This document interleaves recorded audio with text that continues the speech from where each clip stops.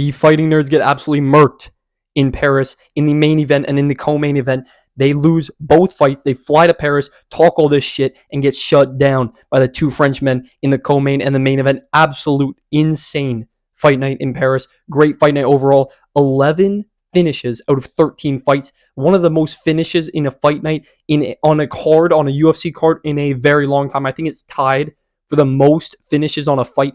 KOs nonstop.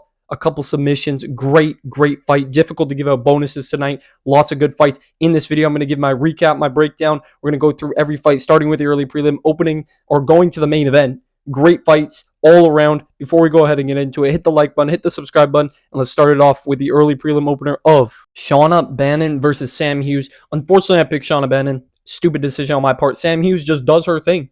She does her thing. For the first time in her career, she was a favorite, and a very big favorite. I thought the line was too much, but Sam Hughes just dominated Shauna Bannon throughout the entire fight. Round one, she pieced her up on the feet, took her down, just controlled her with dominance on the ground, controlled her easily. With complete ease, Sam Hughes was moving around, controlling Shauna Bannon, put her in a crucifix, elbowing. Ref almost stopped the fight. Shauna Bannon was able to get her the position at the end of the round, was able to get back to her feet, but Sam Hughes had destroyed Shauna Bannon for the first round. Second round came out. Sam Hughes did the same thing, took her down, just mauled her. Sam Hughes has highly underrated grappling, and I kind of thought Shauna Bannon might be able to pull off another submission off her back like she did against Puja Tomar, but Sam Hughes finds the choke in round two. Shauna Bannon is rolling around. She was on her back, rolled to get onto her knees and onto her hands to try to get back up, but Sam Hughes reversed around, took Shauna Bannon's back, and wrapped up the rear naked choke. Choked her out. Second round submission for Sam Hughes. Started off the night well. Sam Hughes dominated Shauna Bannon. Looked like, I think she was a minus 300 favorite. She looked like it, and she performed very well. Good win by Sam Hughes. She's very underrated, honestly. She's got really good grappling. She fights. She's very tough, very difficult to finish, and she can always make it close. And this time, she didn't even let it get to the judges' scorecards. She got that submission win. So good win for Sam Hughes to start off this great fight night. We move on to the next fight, Rinat Fakhretdinov versus Andreas Gustafsson. I hate to say I told you guys, but everybody was on Andreas Gustafsson this week. I was hoping for Andreas to win because I like the guy. You know, he is a good fighter.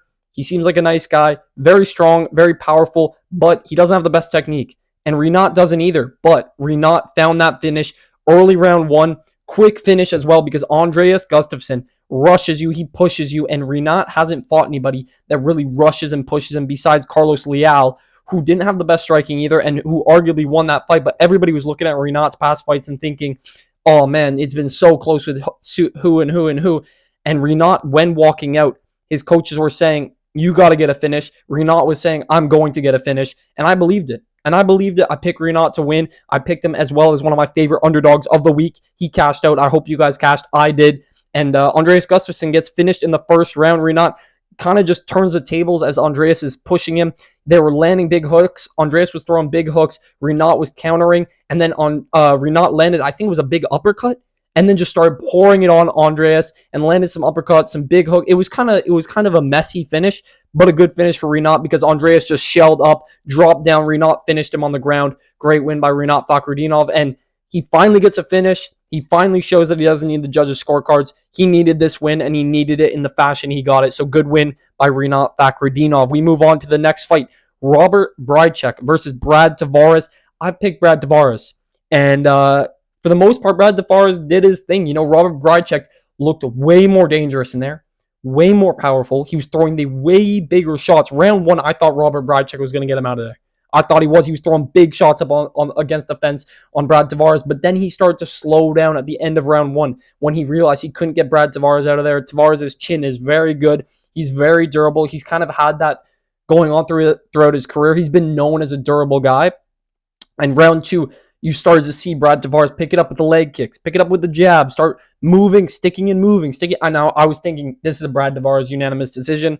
It had it written all over it. I thought Brad was going to school him round two, round three. Thought he was going to have it in the bag by decision. I thought Robert would gas himself out, but out of absolutely nowhere in round three, Robert Brychek pulls out the cardio like this, pulls out the gas tank. He's like, all right, I'm pumping it up. We're finishing this fight. And he just pushes Brad Tavares hard and lands a crazy combo on the fence, on the cage side. and lands a big I think it was a big right hook and then a big left hook and lands it flush on Tavares' face, clearly stinging him bad. Tavares drops, shells up, and gets finished by Robert Brychek with some follow-up shots. Really nasty finish by Robert Brychek. Doesn't put Brad Tavares out completely unconscious, but a clear finish. Tavares was done. It was kind of the same scenario as Renat versus oh my goodness, Renat versus Andreas. What am I saying? Renat versus Andreas, kind of the same situation.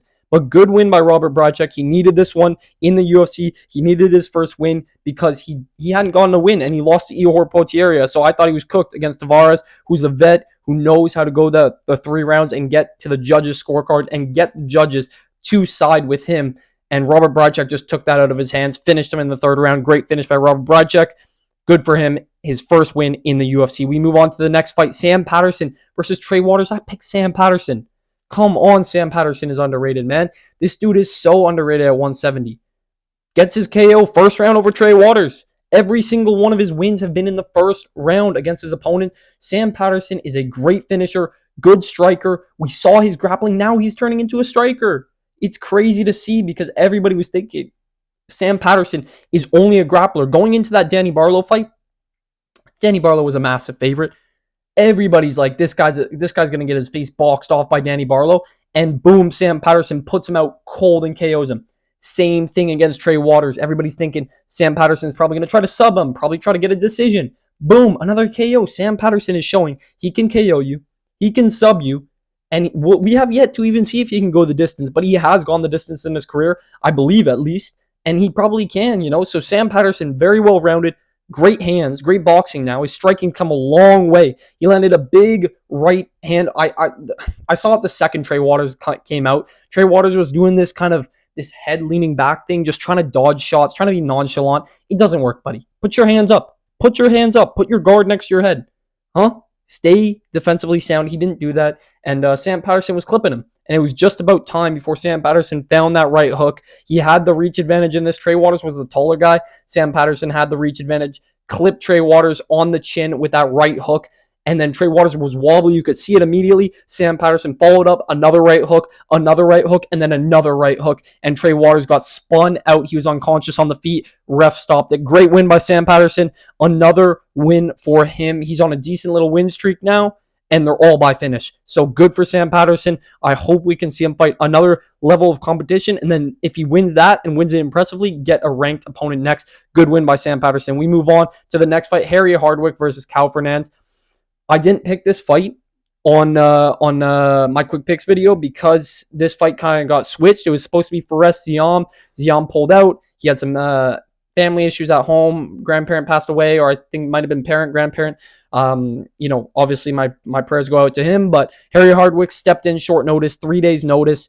It was going to be a rough one. I picked Cal Fernandez, not on here, but I knew Cal Fernandez was going to win. He was the guy I was siding with. He was the guy I was betting with, and Cal Fernandez got it done. He got it done. Leg kicks in the first round.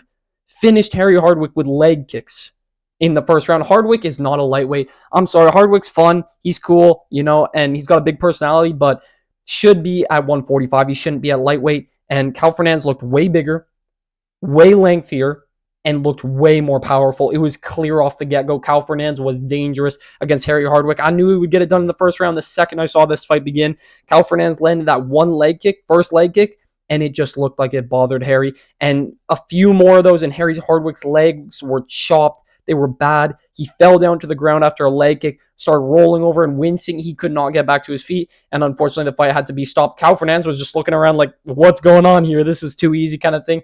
Cal is very underrated. Very underrated. I think Fares would have beat him. I would pick Fares, but Cal is good. He's quite good. Really good striking. Very fast. His BJJ is good as well. His leg kicks are nasty. And he just got a leg kick TKO. So great win for Cal Fernandez. I think he got a bonus as well. Well deserved, man. Because leg kick KOs, I think that was like the 19th or 20th in the UFC. There's not too many of them. So good win by Cal Fernandez. We move on to the next fight. Marcin Tybura versus Ante Dalia. I picked Tybura, man. Every time I pick Tybura, he loses. Every time I pick against him, he wins. I don't get it. I'm sick of this Tybura, man. I'm sick of the Tybura test. But Ante Dalia passes it with flying colors. Comes out hot. Guns blazing against Marcin Tybura, lands some big shots early, then Marcin clinches up. I'm like, oh, this is about to be it. This is about to be it where Tybura just lays on top of him, smushes him for the whole round, smushes him for the second, maybe finds a late finish or maybe a ground and pound TKO. I thought that was about to be it. But Ante D'Elia makes the distance, gets the arrangements, stays on his feet. That third nipple gave him power, man. Stays on his feet, creates distance, and just hammers Marcin Tybura with 1-2, 1-2, hook.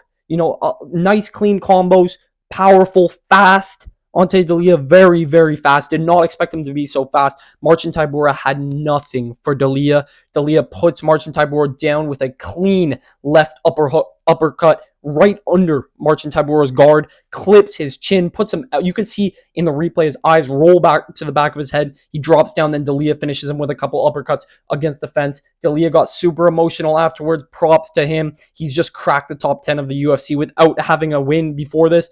Gets through the Marcin Tybura test, and I hope we can see Ante D'Elia come back soon, fight somebody else, because he's got fast hands, he's got power, and he's 35, which is technically young for the heavyweight division, and Tom Aspinall has trained him well. Tom Aspinall got emotional at the end as well because he was there to support his guy Ante D'Elia, who he's been training with.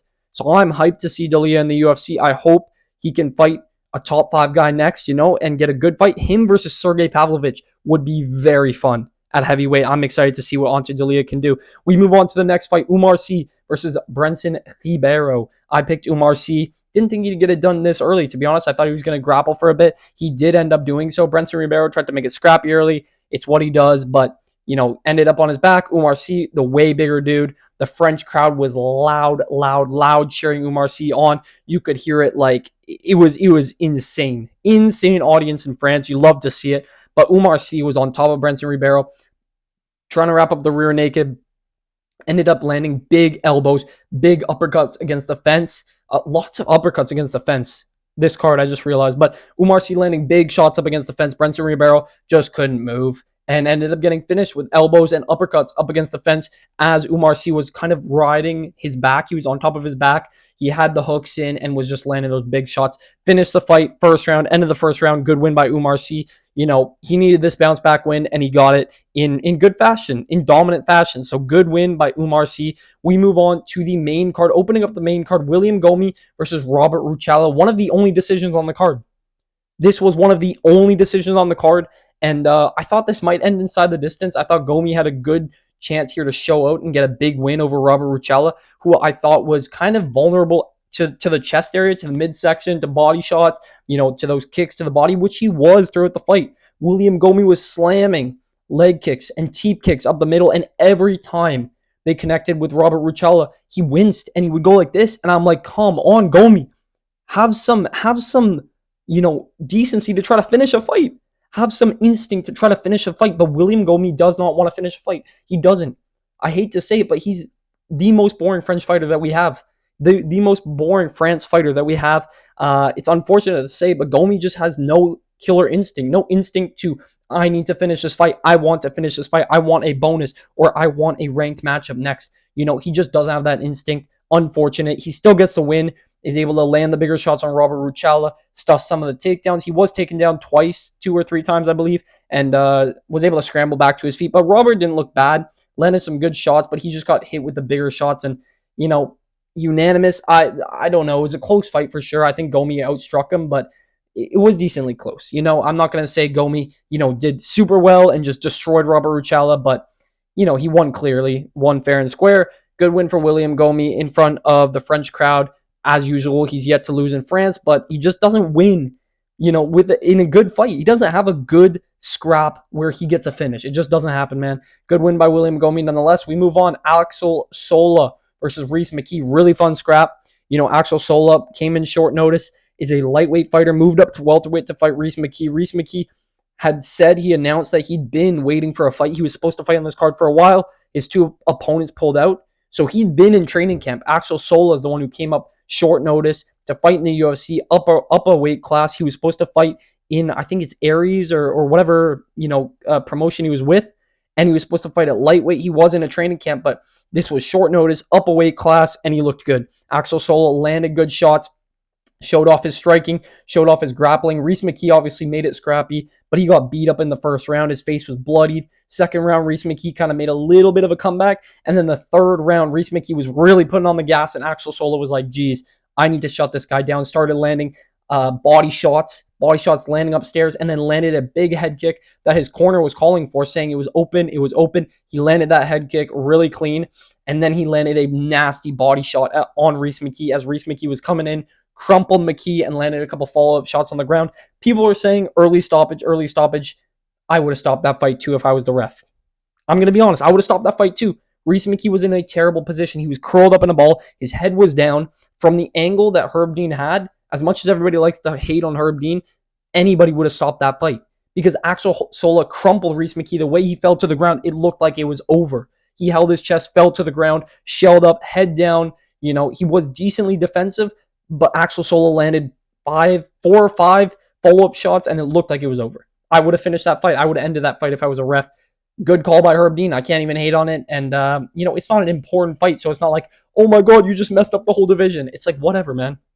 Give Axel Sola his win. Reese McKee barely has any wins in the UFC anyway. He's a good fighter. He's a scrapper, but good win by Axel Sola. Stays undefeated. Upper weight class as well. Gets the KO in front of France. This is good for France. You got to think about that. We need more France fighters because every time they come to France, it's fireworks, man. It's fireworks, and this card was no different. Good win by Axel Sola in his debut.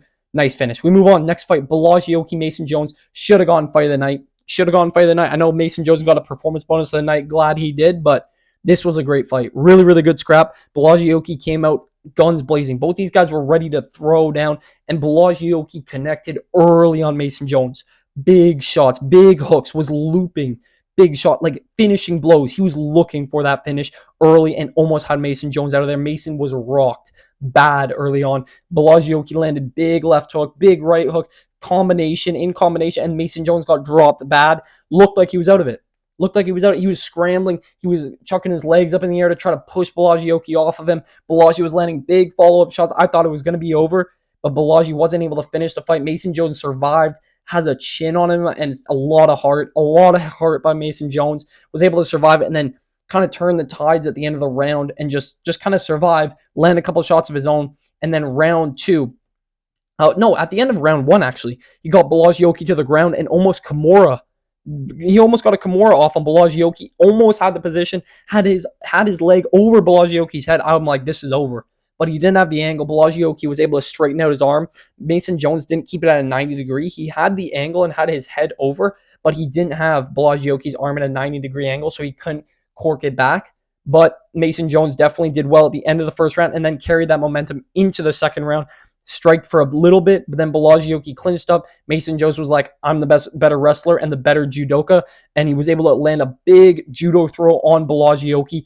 Just really clean judo by Mason Jones. Flips over Balaji, lands on top of him, and then gets into full guard, or gets into full mount, full mount, elbows, unleashing on Balaji. Oki just couldn't do anything. He defended very well. He tried his best. Ref gave him a lot of chances, but Mason Jones was unleashing elbows like hell. Just nonstop. Really fun fight. Really fun scrap. Unfortunate for Balaji. I'm sure it would have been great for him to get it done in France, but so far he hasn't done well in Paris. Lost to Chris Duncan last time by finish. Lost to Mason Jones by finish. Unfortunate for Balaji, but good win by Mason Jones. Good finish. He's back in the UFC. He's on a 2-fight win streak, and he called to fight on UFC Qatar, which I would love to see. He barely got beat up. I mean, he did get dropped early round, but he doesn't have too many scratches on his face. He could definitely make that turnaround for Qatar. I hope we see him there. Good win by Mason Jones. We move on to the feature fight, man. Paul Craig. Now, you're probably wondering, why does the time say round 1, 5 minutes? Brutal KO by Modestas Bukauskas at the end of the first round, exactly at the end of the first round. Paul Craig retires. He retires. Modestas Bukauskas early in this round, or early in the fight, early round 1, looked a little iffy, looked kind of like a little jittery, right? And Paul Craig, looked focused. He looked good like he usually does, just looked calm in there. He's very calm in the cage, but Modestas Bukauskas had the jitters. He pushed Paul Craig up against the fence. Paul Craig jumped and pulled guard, which is the reason he lost his fight. But the commentary, it's actually funny. The commentary was like, yo, I think Paul Craig should pull guard. Yeah, it's probably a good idea. For Paul Craig, he should pull guard. They were all saying Paul Craig pull guard. He ends up pulling guard last 30 seconds of the round or something like that. Modestas Bukauskas gets on top of him, rains down shots, and then lands a brutal ground and pound elbow, a couple of them, and then follows it up with an over-the-top elbow 1 second before the bell rings, and knocks out Paul Craig. The bell rings. They're like, okay, Mark Goddard's like, okay, Paul Craig's going to get up. He's not getting up.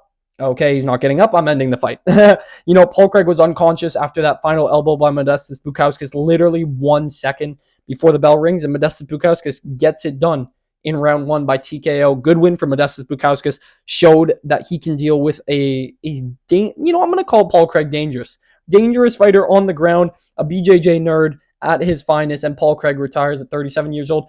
Glad he retired. He definitely needed to. Paul Craig's a legend, beat some of the best guys, and has some really big underdog wins, but good win by Modestas Bukauskas. He kind of needed this one. He's carrying that momentum now. We could definitely see him fight a top 15, which he called out for. So good knockout, good win for Bukauskas. We move on to the co-main event. The co-main event.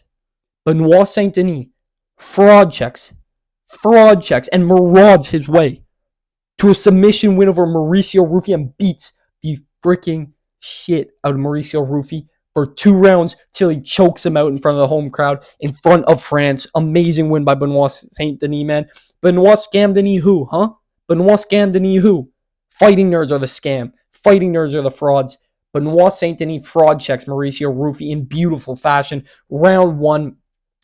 Who's saying Mauricio Ruffi's the bigger fighter, the longer striker? Okay, it might have been me. But I was always on Benoit Saint-Denis' side. I was always rooting for him. I purposely jinxed Benoit Saint-Denis by making that video and saying Mauricio Ruffi would murk Benoit Saint-Denis. I did think Mauricio Ruffi would KO, but I clearly jinx every fight because I jinxed DDP against Hamzat.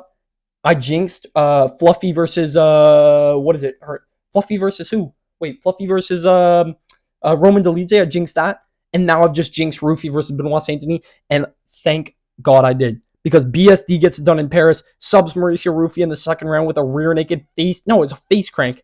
Rear naked choke, face crank, really clean stuff by Benoit Saint-Denis. Mauls Mauricio Ruffi. Ruffi got no grappling. He got no grappling defense. Benoit Saint-Denis, clean takedowns, gets his hands locked, dumped Mauricio Ruffi multiple times, took him down multiple times, and tried to sub him multiple times, was always looking for the finish like he always does, and gets it in the second round. Benoit Saint-Denis came out early round 1, got that takedown right off the bat. Second he got that takedown, I was like, damn, this fight might be way different than people thought, way different than I thought. I thought Ruffi would survive that early round. Round 2, he'd come out, look a lot cleaner, and start landing his shots, start connecting on Benoit's chin, and maybe put him down. But Benoit Saint-Denis was relentless. The pressure was there. The timing was there. Slamming body kicks. That first body kick hurt Mauricio Ruffi right off the bat. He always slams that body kick, and it's hard to counter, man, because it's fast, it's powerful, and Mauricio Ruffi felt it. And then Benoit Saint-Denis gets a takedown round 1, controls Ruffi for the entirety of round 1 till they get back to their feet. Ruffi was trying to scramble and stuff, gets back to his feet, and Benoit was putting the pressure on him. He was marauding his way through Mauricio Ruffi. Marauding. Body kicks, uppercuts, body shots, big hooks, elbows, doing his thing, keeping himself defensively sound. That is what I'm talking about, BSD. Keeping himself defensively sound. Always had his left hand here whenever he was striking, or always had his right hand here whenever he was striking. Very defensively sound, very defensively responsible. This is the kind of BSD that we need in the lightweight division. This is the kind of championship level BSD. Now, I'm not going to go on a limb and say championship BSD, but this is the kind of top 10 BSD that we need in the lightweight division. Shuts down Mauricio Ruffi, does the same thing after round 1, goes straight to the takedowns round 2, dominates Ruffi, gets him down easily, and even on the feet, Benoit was striking with Ruffi, and Ruffi just was hesitant, didn't know what to do, was scared of the takedowns, immediately, he couldn't even throw his hands because he was worried about the takedowns. He did not know what to do. He landed one shot on BSD. And there was one shot I think he landed, a straight left or something, and it stunned BSD a little bit. But BSD was right back at it. And he didn't look phased like sometimes he does, against Poirier, against Moicano. Sometimes he looks phased. But he was locked in. I love the new camp that BSD's with. He's with Imavov's camp. Amazing coach. They went 2-0 tonight. And they did amazing. BSD gets it done. Second round, rear naked, face crank, choke. on Mauricio Rufy and fraud checks a fighting nerd. The second Benoit Saint Denis fraud checked Mauricio Rufy, I said Nasruddin Imavov is winning.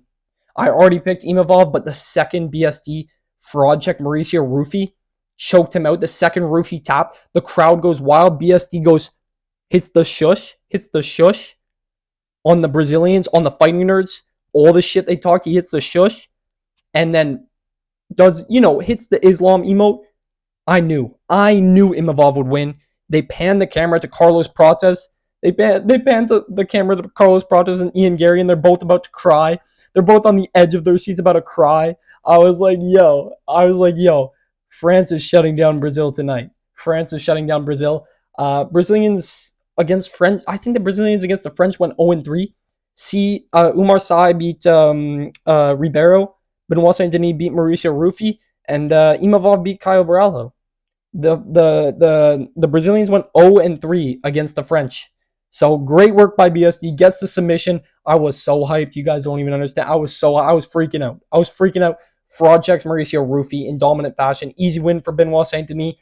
Insane stuff. I didn't see this coming to be honest, but I was rooting for him the entire time. My Marauder GOAT right there, man. My Marauder GOAT. Great win by BSD. We will move on to the main event. Holy moly, man. I had so much energy with that win from BSD. I just knew Imavov would win. Imavov gets it done over 5 rounds. Decision win. I called it. I said maybe he could get a KO, but I saw the decision win. Incoming Caio Borralho, really tough. Imavov did his thing. He landed the better shots, looked like the better striker, stuffed every single takedown. Now, I'm not saying he's going to do that against Hamza, but he stuffed every takedown against Caio Borralho, kept it standing, landed the better shots, landed the bigger hooks. There's not much to be said. It wasn't a crazy fight, but it was a technical fight, clean fight by Imavov. When it's a clean fight, he just does well. Round 2, or I think it was in between round 2 and round 3, Caio Borralho's coach, the Fighting Nerds coach, already stressing from Rufy just having lost, was like, Caio, you gotta put the pressure on. You gotta pressure him. He goes to pressure Nasruddin Imavov and almost gets knocked out. And I'm like, all right, Caio is definitely not doing that again. And when it's a technical fight, Imavov's doing good. When you're pressuring him, he's got great counter striking. So Caio just didn't really have anything. Without the takedowns, he had nothing. He had nothing for Imavov, and Imavov stuffed every single one with ease. He got clinched up against the fence sometimes, but was able to reverse the position, spin it around, and he 50-45 Caio Borralho. I don't think it should have been a 50-45. It was competitive in round 2 or round 4 and round 5. But clear win for Imavov, in my opinion. Very clear win for Imavov. There was a couple eye pokes in round 4 and round 5 that were, they could have been, point could have been deducted. Let's be honest. Probably should have been deducted, excuse me. I think it was Mark Goddard. Goddard probably should have deducted a point or two, but Imavov got it done. It's in Paris. It's in France. Who cares about Caio Borralho? I said that Caio Borralho would lose this fight. I've been calling Imavov for so long. Since this fight was announced, I've been on Imavov, and I knew he was going to get this win, man. So good win by Imavov. Good decision. Obviously wasn't the most entertaining fight. If Fluffy versus RDR is way more entertaining, they definitely could. The winner of that definitely could get the title shot over Imavov, but we'll see what happens. I will be there live. I will see if it is more worth it, but good win by Imavov. Gets it done in Paris. Gets it done in front of the home crowd. Easy win for him against Borralho. Clear win. I think he took round 1, 2, 3. And I think he took round 5 as well. I think he just lost round 4. But good win for Imavov, man. Overall, really great card. I mean, amazing card. This is the type of fight nights we need. 11 finishes out of 13 fights. No really boring stinker fight. I'd say Ruchala versus Gomi was the most boring fight, but it's Gomi. You're not going to get William Gomi being fun. But overall, amazing card. I would rate this card probably like a 9.5 out of 10, man. The only thing that could have made it better is maybe no eye pokes in the main event and, maybe a finish in the main event. But great card. Great card. I got nothing else to say. This was just such a good card. Overall, every single fight was pretty good. So if you guys did enjoy the video, hit the like button, hit the subscribe button, drop it down in the comments what you guys thought about this card, how you guys felt about the main event, and I will catch you guys in the next one. See you.